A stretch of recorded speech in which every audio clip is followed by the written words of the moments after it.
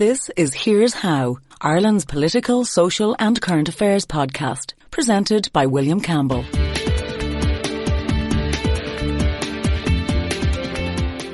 A day late and a bit croaky.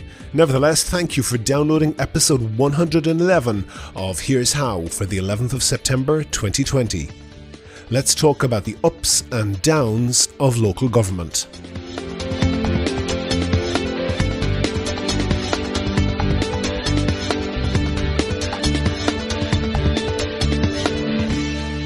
Here's How is Ireland's political, social and current affairs podcast. Make your view heard. Just dial 076 603 5060 and tell the world what you're thinking. Your voicemail may be included in the next podcast. You can find tips on recording your contribution and other ways to contact the show at here'show.ie/call. Coming up on today's podcast.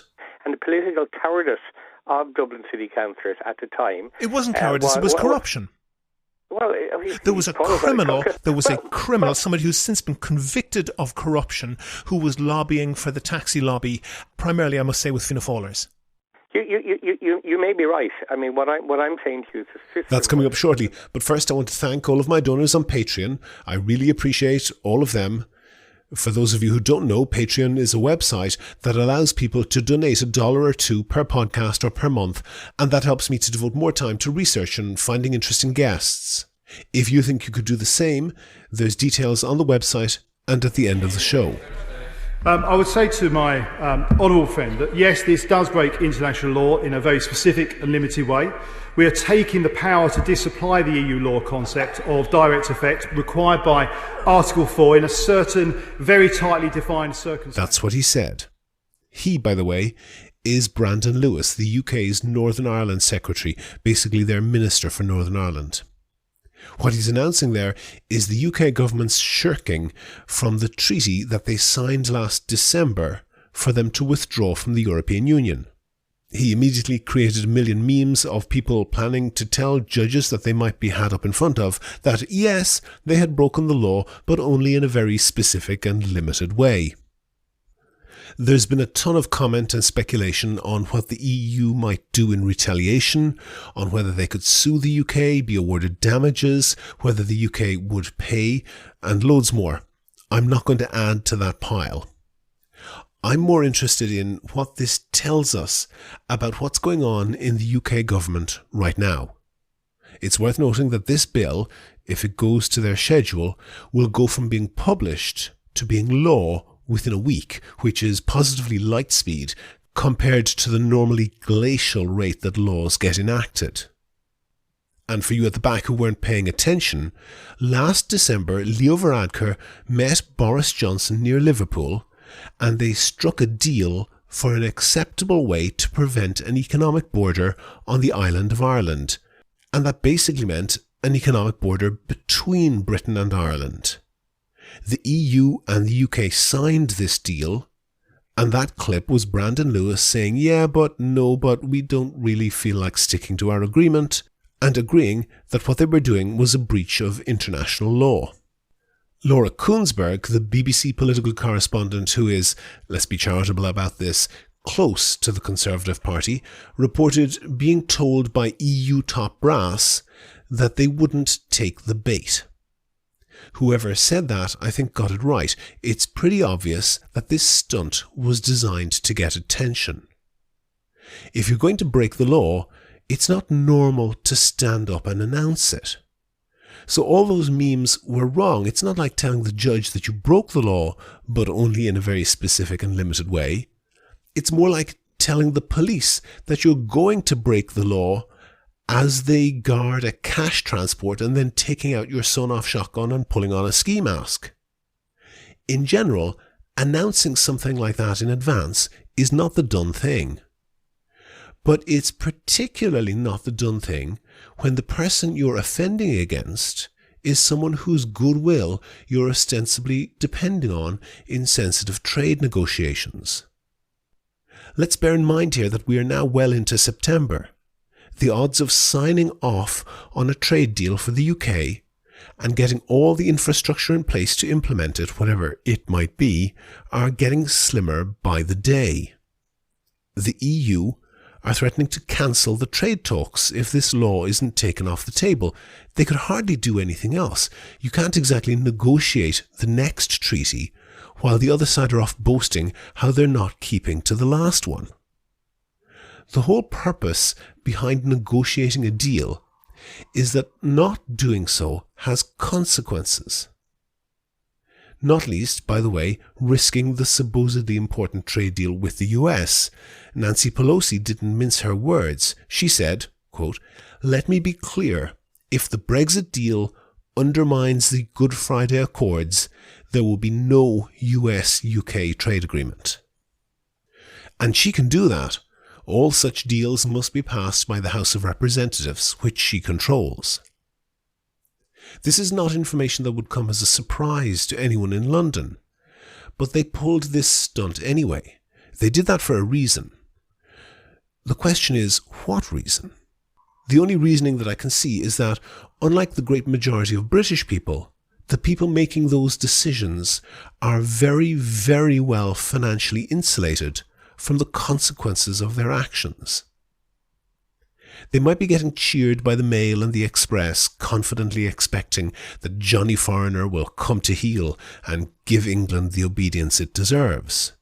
This looks like Johnson is aiming for a no-deal exit, but on balance I think there will be a deal.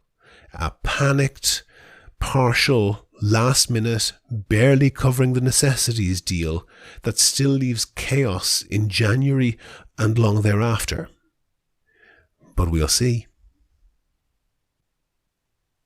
Do you agree? Do you disagree? If you want your point of view heard, dial 076 603 5060 and leave a contribution for the show. The lines are open 24/7 and you can find tips on how to record a good contribution and other ways to contact the podcast at here'show.ie/call. On the line I have Dermot Lacey. Dermot is a Labour Party councillor on Dublin City Council, and he's noted for his staunch promotion of local government in Ireland. He's so dedicated to it that even though he's been on the City Council since God was a child, he's probably the only councillor of that length of service who's never run for the Dáil. Now, we're going to talk today about the role of local government in Ireland, and I should lay my cards on the table. I think that Irish local government is a cesspool of corruption, inefficiency, bureaucracy and stupidity, present company accepted. So, Dermot, now that you know you have a completely neutral and unbiased presenter, how would you make the case for local government in Ireland? Well, first of all, I don't agree with you, and I lost a little bit of your intro, but I don't agree with you that local government in Ireland is corrupt. I think, there were elements of... Put a pin in that, we'll come back to it. There were some wrong decisions taken earlier, in the 1970s by a very small number of councillors. But in general, I believe that local government in Ireland, in terms of the elected representatives, are people who try to do their job as best as they can. I think it is inefficient. I think it could be given more powers. I think it is weak. I think there is too much power at executive level. And I think that the overhanging hand control of the Department of Housing, Planning and Local Government is a real problem. So what should we do? We should do what we keep on saying we want to do in the European treaties, and that is to devolve power to the lowest possible level. We should give elected representatives the power to do the job that most of them want to do.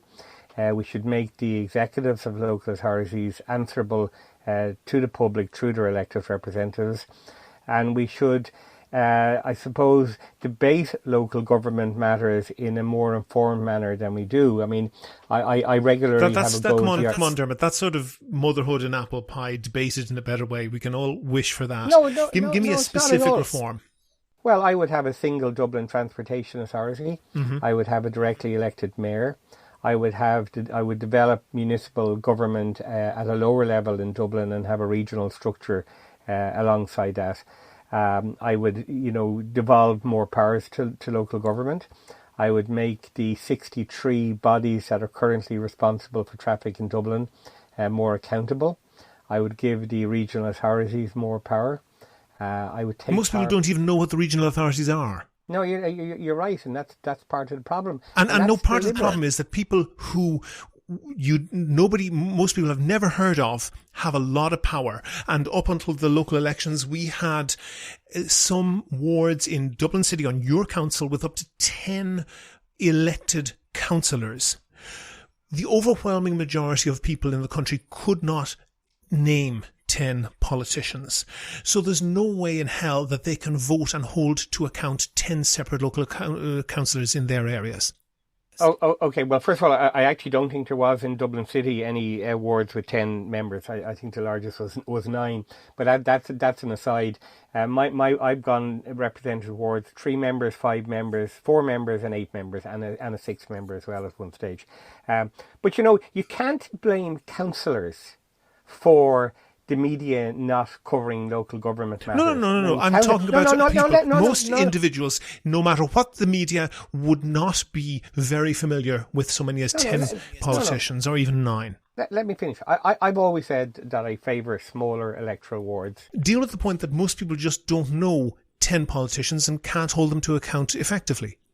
Well, there's 2 things here. I suspect if I went out into the streets and roads of Dublin Bay South now and asked them to name the 4 TDs for the constituency, I doubt if more than 50% of the people would tell me who they were. Mm-hmm. So Ireland has a strange relationship with politicians. In many cases, they know their local politicians, whether it be TDs or ministers or councillors, but they don't always know what they do. Mm-hmm. I remember walking down the road one day and this woman stopped me and said, "Dermot, you're a minister or something, aren't you?" She just knew I was involved in politics. And then I was in a pub one night and somebody said to me, "Are you Dermot Lacey?" And I said, "Yeah." And she said, "I always vote for you." And I first of all thanked her. And she said to me, I said to her, "Why do you vote for me?" She said, "You're always around." So there's a strange relationship we have with politicians in Ireland. But I think there is a real problem as to how local government, which is what we're talking about, is covered with and dealt with in the media. And, I would love to see that expanded. When I was Lord Mayor many years ago... Okay, pause with that thought for a second, Dermot, because you can say that it's not adequately covered. I guess every local authority in the world might say that. But look at, and you've been talking about, for example, where power has been taken away from local authorities. And I want to look at that specifically. And one power that was taken away from local authorities nearly 20 years ago at this stage was taxi regulation. The bottom line is, Dermot, and it was centred on Dublin City Council, taxi regulation was corrupt. Taxi licences were being used to launder money. The service was being run for the benefit of the licence holders and in order to keep them rich, not to provide a service for the public. And this service was a catastrophe, and although it's not perfect, it is far better now that it's been taken off the local authorities. That's true, isn't it? No, I don't agree with you, actually. I think... Wait. You're saying that Dublin City Council didn't make a hames of taxi regulation? Well, if you let me answer the question, okay? The taxi situation back in 2000, I think it was, roughly. Mm-hmm. And in fact, I was the last chairperson of the Taxi Hackney Committee. And we agreed an increase in taxi licences. We agreed a new system of operation. At the time, it was an additional 1,500 taxi licence, which was more or less a doubling of the taxi plates. How many taxis are there in Dublin now? It's 20 years ago. Far too many. And the reality is that the taxi industry is, in my view, now quite chaotic, that it doesn't provide... there are too many taxis on the streets. Traffic jams are created by taxis at the moment. There's a huge number of part-time taxi Okay, but hold on. You're deviating, Dermot, you're deviating from the point because traffic... hold on. I want to make sure that you have the question to answer. Okay. The taxi licences pre-2000 were changing hands on a black market, or you could say a grey market, for about £100,000 each, because since the 1960s, Dublin City Council had voted to constrict the number of licences to far below what was required, which meant that a taxi licence was essentially a gold mine. They were bought up in many cases. No, they were bought up in many cases by criminals using false names and used to launder money that was drug money or from bank robberies or whatever. And there was an appalling lack of taxis, and Dublin City Council specifically made the decision not to increase them over many, many years. And that doubling only happened when the legislation that you're talking about only happened when the legislation was coming down. And in fact, that legislation was challenged in the courts, and the courts said the blindingly obvious point that it's unconstitutional to exclude a qualified person from a trade just for the purpose of keeping an existing operator rich. Okay, if I can answer. First of all, you have to remember that Dublin City Council operates under the law laid down by the Oireachtas. Dublin City Council is also a political body made up of different political parties. Mm-hmm. When I became chairperson of the Taxi Hackney Committee, within 12 months we had proposed, I think it was probably within 6 months, it's 20 years ago, we had proposed a doubling, more or less, of the taxi licences. The taxi regulations operated and laid down by the Department of Transport were a mess. You were absolutely correct. And the political cowardice of Dublin City councillors at the time... It wasn't cowardice, it was corruption. There was a criminal, somebody who's since been convicted of corruption, who was lobbying for the taxi lobby, primarily, I must say, with Fianna Fáilers. You may be right. I mean, what I'm saying to you is the system was a mess. I don't disagree with that. But the problem is what we need to do in relation to taxis and lots of other areas of responsibility is to devolve real power and real accountability to the local government level. At the moment, you have a body like the National Transportation Authority, accountable to nobody. However bad you can say, you can't deny that they're doing a far better job than you ever did. But I want to look at a different question. I totally and completely disagree with you. Oh, as somebody who uses taxis can't agree with that. Hold on for 1 second. I want to ask a separate question. Hold on for a second. I want a separate question. You're jumbling a whole lot of different things together. I'm talking about the role and regulation of the whole entire transport industry in Ireland. The taxi industry was a mess. And when I and the Labour Party... And that mess was contributed to by Dublin City councillors voting not to increase the number of taxis from the 1960s to the 1990s in anything like reasonable numbers. And that was the political decision taken by those elected by the people at the time when the Labour Party achieved a significant figure numbers on Dublin City Council and took over the chair of the Taxi Hackney Committee. We began the process of changing that. I accept that, and I accept that wasn't your party. But my point is that when you have a system where and Ireland and Dublin City Council is by no means the smallest council, although it's probably the smallest physically, but when you have a situation whereby you're a small country with small towns and people meet the people that they're regulating in the pub on a Friday night, that is a very difficult situation. So when you're talking about subsidiarity and devolving power to the lowest effective level, in many cases you'd have to agree that the lowest effective level can be quite high. Yes. I'm not proposing that Dublin City Council should run the country. I'm proposing that Dublin City Council should be able to develop plans that are in the best interest of the Dublin region, the Dublin city area, the people of Dublin, and the best interest of Dublin. At the moment, what we have in Ireland is a huge number of decisions affecting the city of Dublin being taken by national agencies and increasingly unaccountable national agencies that are not in the best interests of Dublin. Okay, pause on that for a moment. Then I just want to ask you one straight-up question. How many staff in Dublin City Council were made redundant when taxi regulation was taken off you and given to a national body? Well, obviously I don't have the figures in front of me, but Dublin City Council... As a rough guess. If you let me finish. Dublin City Council has about 1,500 less staff now than it had when I became a councillor, first of all. Okay. Other responsibilities that have been taken away from you is driver licensing. We'll come back to that in a minute, but that was taken away. Well, actually, I agree. I actually agreed with that because I don't see You see, this is the difference between responsibilities and powers. Mm-hmm. The issuing of driving licences is not a power. Yes, I agree with that. But my point is, Dermot, focus on the question I'm trying to ask is, student grants were taken, the administration of that was taken away from local authorities, given to a national body. Driver licensing taken away from local authorities, given to a national body. Motor tax collection has largely been moved online. And the administration of the water system has been given to, God help us, Irish Water. Given all of those responsibilities... I think Irish Water is one of the most efficient state bodies in the country, by the way. Well, I'm not going to go down that line. My question is, given all those responsibilities that have been taken away from Dublin City Council and from all the other local authorities, how many redundancies have there been made in the local authorities around the country? I think the answer is none. Well, there's been a reduction in staff. As I said to you. Yeah, but that's a step change. Come on. But that's a step change. For example, changing the student grants. That's a step change of a loss of need for work to be done, and nobody's ever made redundant. I'm not being smart, but I'm very, very happy to answer any of your questions. But if you let me answer them. Well, address specifically the question. If that was private industry, that wouldn't happen. That's true, isn't it? First of all, it's not private industry.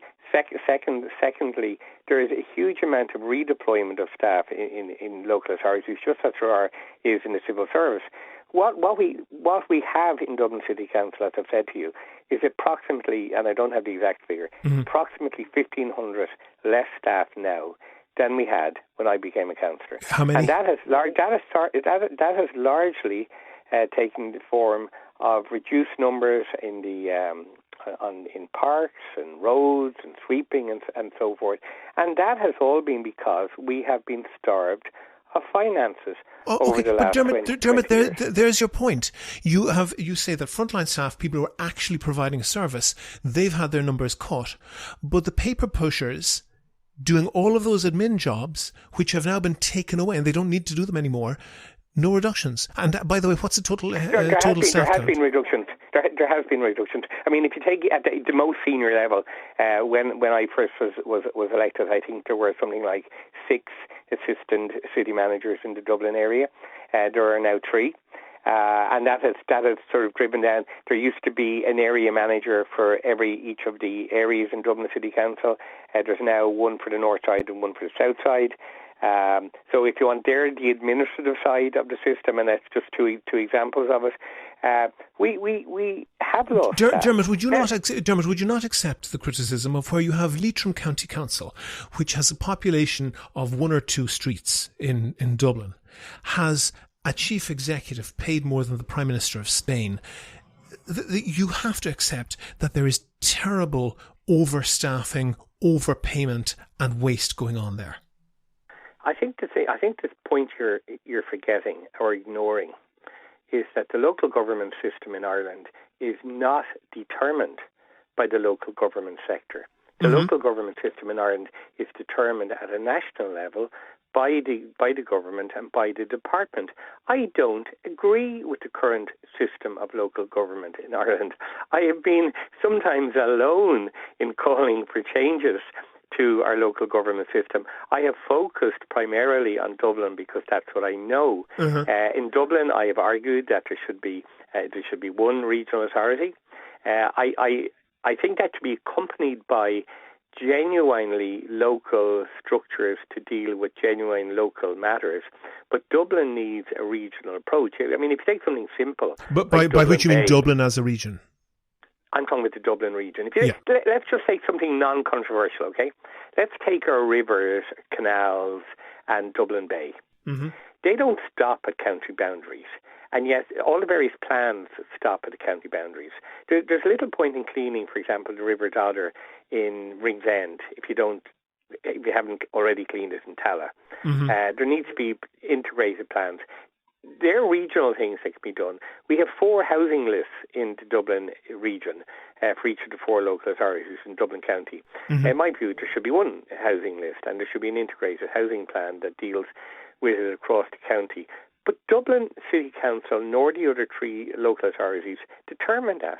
They are national government policies. Okay. So I understand what you're saying. Policies, in my view, are wrong. Dermot, I know that you've been calling for reforms, but what I want to challenge you with is that most people, when they say, and it's almost a mantra, when they say that local authorities should be reformed, local government should be reformed in Ireland, they say local authorities need more money and more power. Now, if you were in private industry and you had a failing department, nobody would imagine that you should increase their power and increase their headcount. What would happen would be that they would have their influence cut. I would argue that in terms of political power, clearly you guys have very little. But the actual power residing in the local authority bureaucracy is much too much, and they're spending much too much money for what we get. Well, there's 2 points there. First of all, yes, there is too much power based in the bureaucracy of the local authorities rather than the elected members. But you have to go back to why that is the case. Mm-hmm. That is the case because the bureaucrats in the Customs House, in the department, have made sure that that is the case. Yeah. Because the reality is that county and city managers right across the country know that their real boss is the mandarins or are the mandarins in the Customs House, in the department, rather than the elected representatives. So what you get delivered across the country is the policy agenda of the department, and that is something that needs to be absolutely and completely smashed. I mean, okay, then let me ask you a question. Let me ask you a question. Is the problem. Let me ask you a question that I genuinely don't know the answer to, so perhaps you can answer it. You live in Dublin, don't want to give out your address, but you're about a 20-minute cycle from Blackrock Public Library, but that's not under Dublin City Council because that's across the boundary in Dunleary. And you can say, okay, well, there's always going to be edge cases, so somebody's going to be near the edge of the boundary and so forth. It does seem insane, though, that you're in a different local authority to a public library that's just a short way away from you. No, pause for an idea. Pause for a moment, because there's an idea here. But, libraries are in places and they're always, they're going to be, some of them are going to be near a boundary. But the online ebook library is not in any particular place. And what I want to know is who in the hell made the decision, or who could reverse the decision, for Dunleary Rathdown to have one online website for ebooks and Dublin City Council to have an entirely separate online lending library for ebooks, a separate website. That's crazy, isn't it? Okay, three different points there. Okay, no problem with my address going out. It goes out in tens of thousands of leaflets every year. Okay. On every letter I send out so people know it. Secondly, not alone do I live close to the border, but my back garden wall is actually the border of Dublin City Council. Okay, but probably your nearest library is in Blackrock. Yeah, so, look, well, my nearest library is actually the very wonderful Pembroke Library in Ballsbridge. But, I mean, those sort of decisions are largely made by an agency called the Local Government Management Agency. Mm-hmm, we'll get on to them. Which is the coordinating body of the city and county managers. It's not answerable to councillors. Despite the fact that we fund it, it is a department and managerial controlled body. It's not something that we have a decision on. Councillors, I think, address the specific point. Would you be able to go into some committee or into the council and say we at least the 4 local authorities in Dublin should just pool resources and have one online website for ebooks?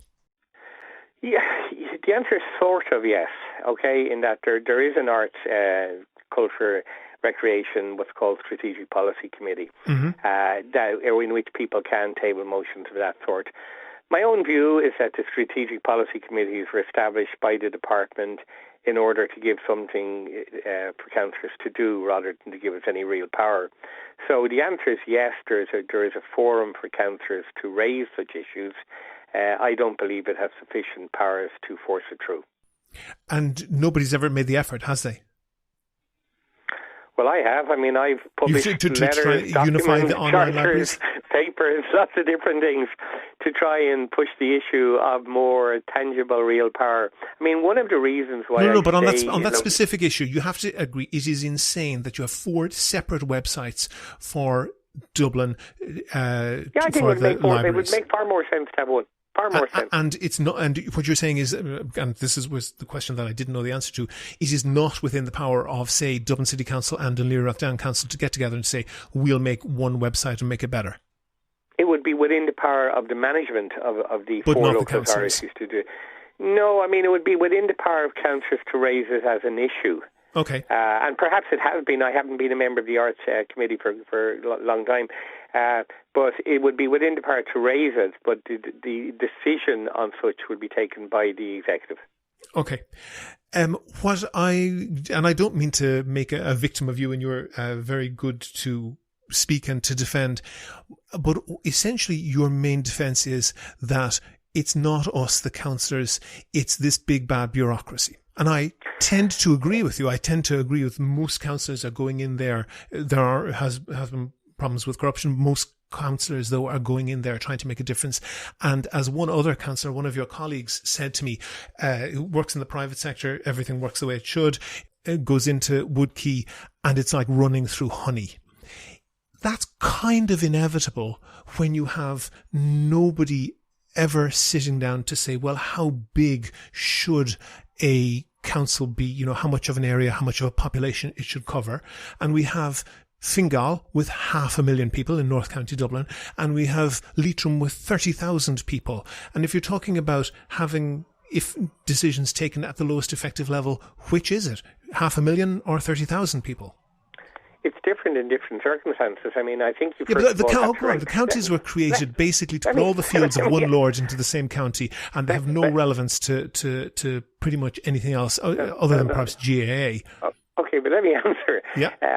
And you've sort of half answered it yourself. I mean, the county is important in Ireland. I mean, that's just a reality. However, you can have cross-county structures. You could have a situation where there was a Sligo Leitrim Regional Council. Mm-hmm. You sort of have it now in the ETB structure, which has been where they were reduced from, I think, 33.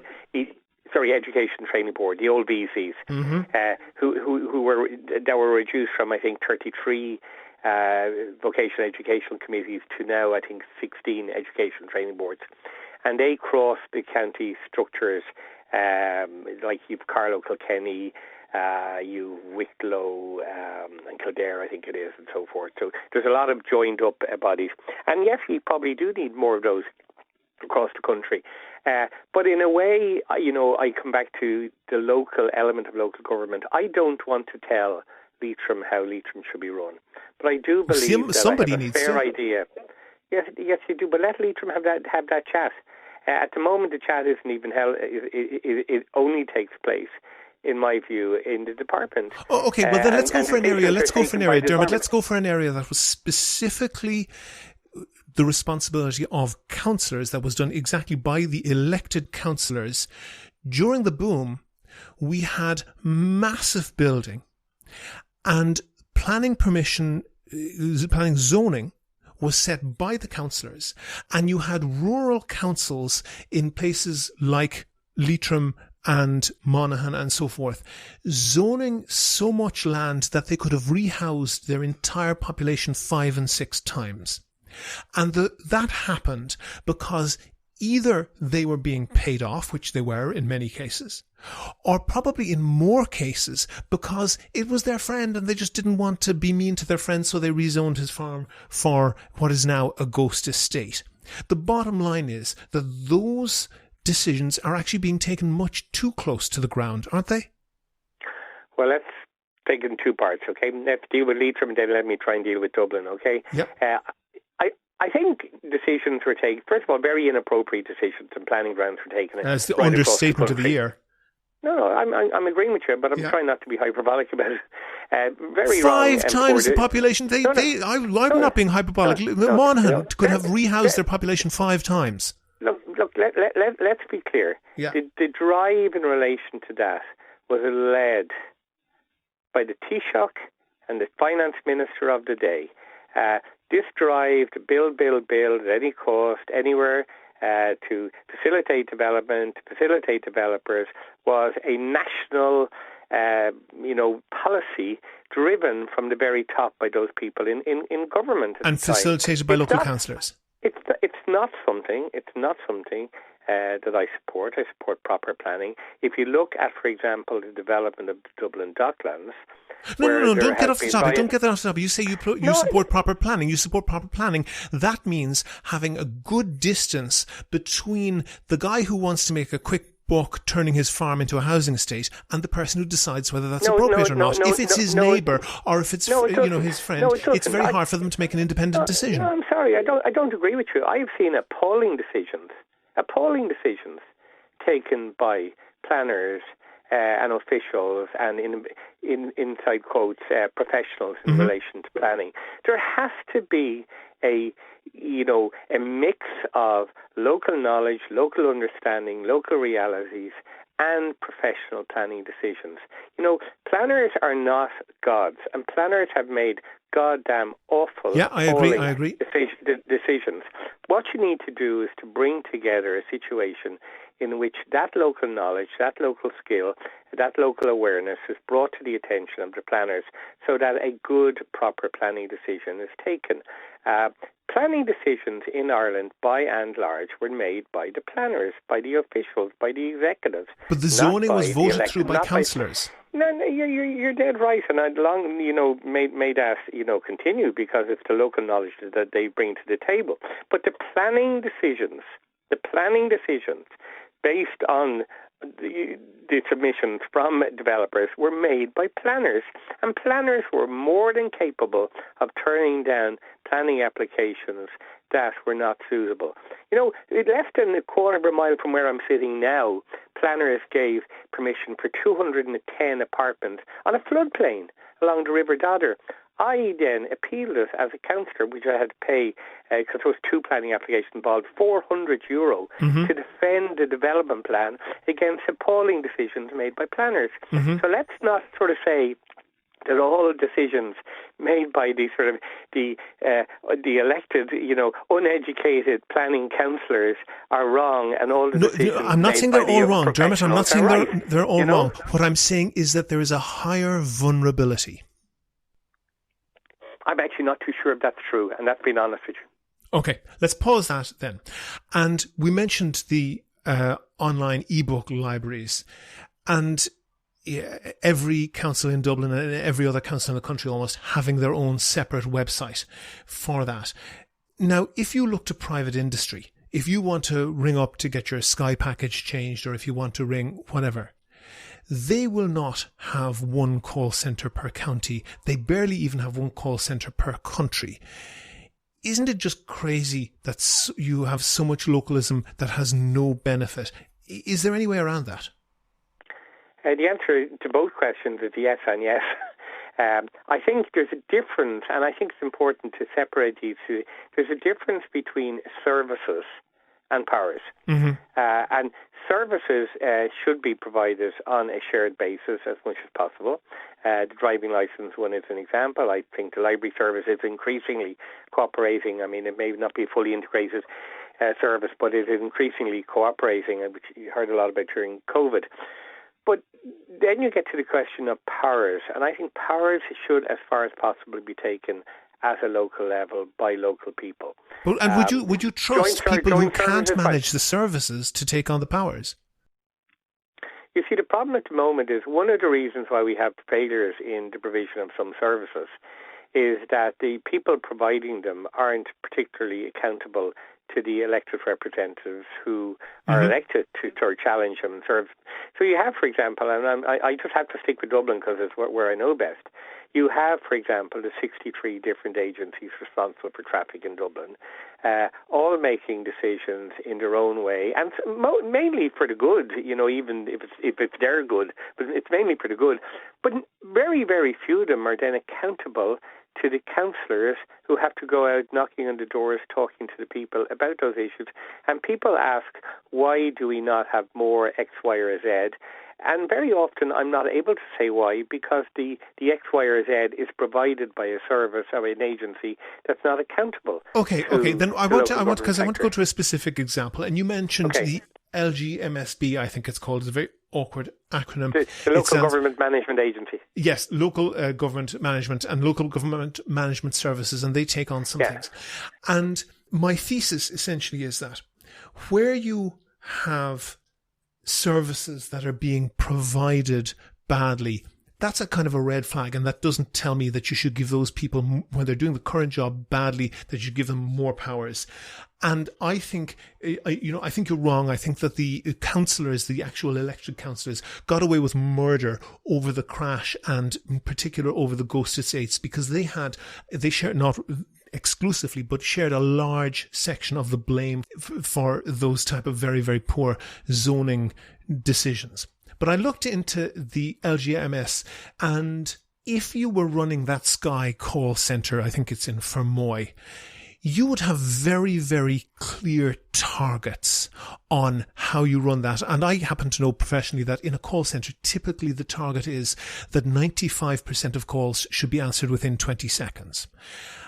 And that sounds like a particular threshold to meet. And if the manager doesn't meet that, he'll get chewed out, and that might inform their hiring decisions and so forth. However, the target is not 100%, not to answer 100% of calls within 5 seconds. And there's a very good reason for that, because in order to answer 100% of calls within 20 seconds, you would have to have a large number of staff sitting around doing nothing in the quieter periods, in order that in the very, very busiest period, you would answer all those calls very, very quickly. So they say 95% is the target. And that's called a KPI, a key performance indicator. And God help them, the LGMSB tried to do some key performance indicators for the local authorities. And it's not really very impressive. And if you look at the website that they produce, it's just a disgrace. It's pretty obvious to me that their web designer commutes to work in every morning from 1997.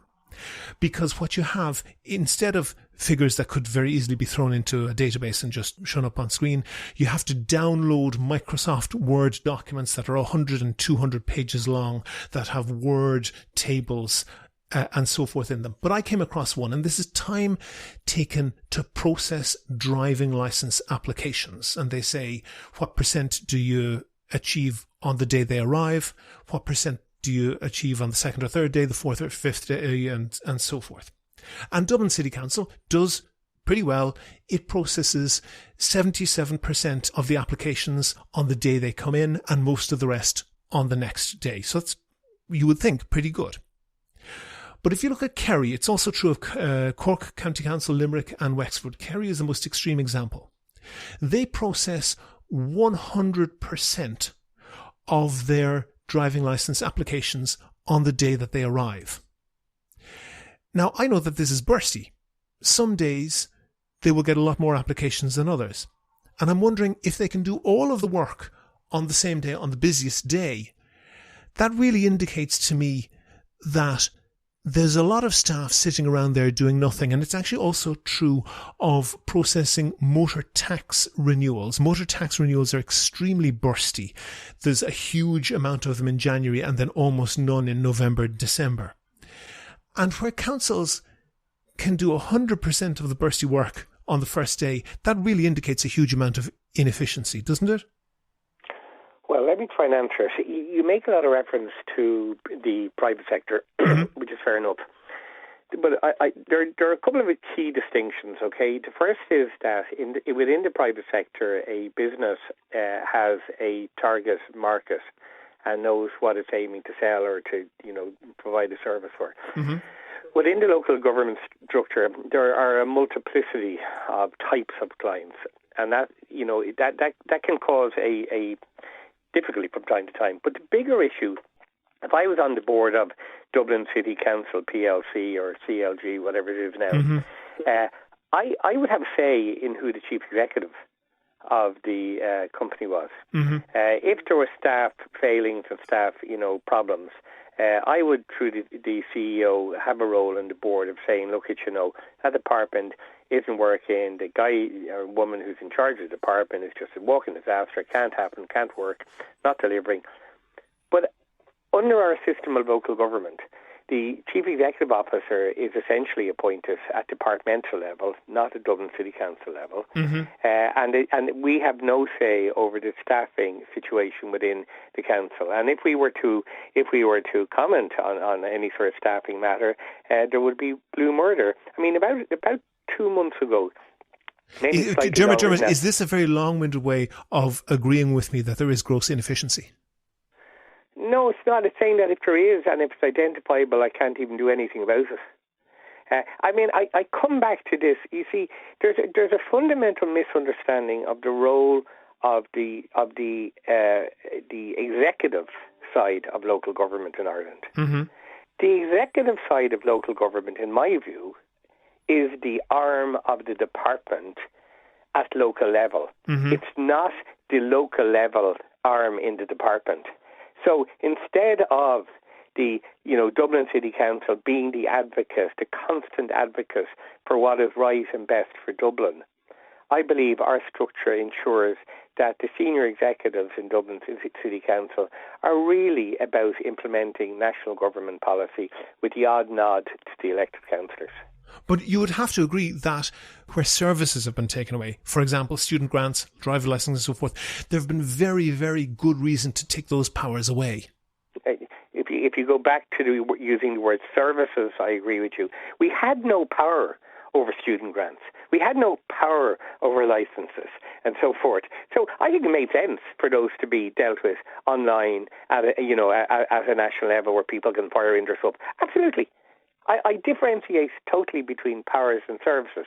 Do I think that Dublin City Council should be able to determine, appropriate housing policies, traffic policies, cultural policies for Dublin? Yes, I do. Okay, then give me the evidence of that. Dermot, give me the evidence for that and tell me the area where you do have power. I gave the area of rezoning. Tell me the area where you do have power that's a shining beacon of good practice that you can say, hey, look how well we're doing this. Look how well we exercise our power here. We should have more power over that and the other. I think, for example, in terms of services, and I'll come to the big one in a second, I think in terms of services, our libraries, I know you have a problem with the e-vote system, our libraries and our parks and our cultural centres generally are extremely well run. The big area where we need to have more power is on housing policy, the delivery of housing. In the estates that I live in, we built recently 19 new social homes. Mm-hmm. There was no planning objections. The land was owned by the local authority, and yet it took 8.5 years to get that through the department. The centralising control of the Department of Housing, Planning and Local Government is one of the most destructive aspects of Irish life. And I say it again and again and again, that power has to be smashed. They are the problem in stopping the delivery of housing in this country. They are not the solution. Allow local authorities to build again what they did in the past. And yes, people will point to social problems, and there were social problems, but in the hundreds of thousands of good quality local authority housing that was built in the 30s, 40s, 50s, 60s and 70s, we delivered on housing. In the early 80s, there was actually very slow time in which you had to wait to get a house. Now, since power was transferred to the national level for responsibility for housing, we are not being able to deliver because the bureaucracy of the department is causing delay after delay after delay. So give us back to power in relation to housing. Give us power in relation to traffic. Give us power in relation to Dublin Bay. Do you know, for example, the canals in Dublin are governed by Waterways Ireland based in Enniskillen? We can't even get the pathway on the canal swept without going through the All Ireland Waterways Ireland institution. That's daft. It makes no sense whatsoever. Dermot Lacey, long-time Labour Party councillor on Dublin City Council and advocate of local government, thank you very much for talking to me. Thank you. If you like the Here's How podcast, please rate and review the show on iTunes and other podcast providers. Share it on Facebook and Twitter. Tell your friends. But most of all, make your views heard. Call us on 076 603 5060. Go to the website for sources and references from the show. And while you're there, you can like the show on Facebook, follow the show on Twitter at Here's How Podcast, and follow Dermot Lacey at Lacey Dermot, and get in touch with me if you can suggest a guest or a topic for a future show. And thanks again to all the patrons on Patreon. Their donations allow me to devote time to researching and finding interesting guests. And if you could do the same as them and donate $1 or $2 per podcast or per month, please go to patreon.com/Here's How. That link is on the website. Also there you can find out how to subscribe to the podcast for free on your computer, on your phone or by email. All that information is at www.here'show.ie. The Here's How podcast is produced and presented by me, William Campbell. Thank you for listening.